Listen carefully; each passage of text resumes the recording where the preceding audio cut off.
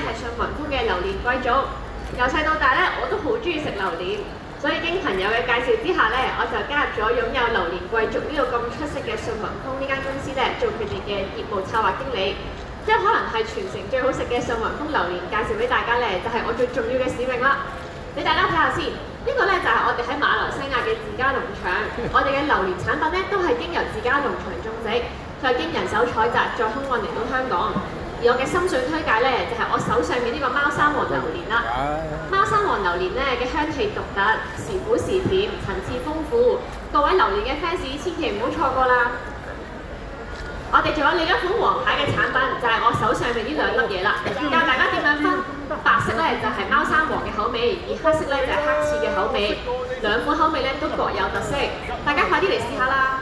教大家一個隱藏食法，如果大家屋企有氣炸鍋嘅話咧，可以將呢個糯米糍擺入去氣炸鍋，加熱咗之後咧，熱辣辣嘅榴蓮咧會溶喺口入邊，仲有粒粒嗰個嘅口感添。大家快啲買翻去試下啦！最後啦，想同大家分享下我手上面呢一盒同埋呢棵樹上面究竟係咩嚟嘅咧？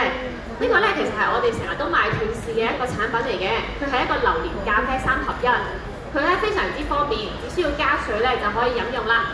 大家食下午茶嘅時候咧，不妨可以搭配一啲香港特色嘅小食。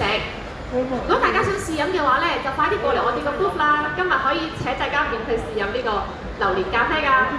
我哋咧榴蓮貴族嘅榴蓮產品咧，簡直咧可以話係榴蓮界嘅勞斯萊斯。如果大家對我哋榴蓮嘅產品有興趣嘅話咧，可以嚟到我哋嘅攤位。我哋今年嘅展位係3A19，每日都有限量嘅購物優惠。除此之外，仲有你哋全城最強嘅榴蓮公主 Vivian 韋希恩我，為大家介紹可能係全城最好食嘅信雲峰榴蓮產品添。最後，大家如果中意我嘅話，記得投我6號1票啦，多謝。好呀，多謝 Vivian。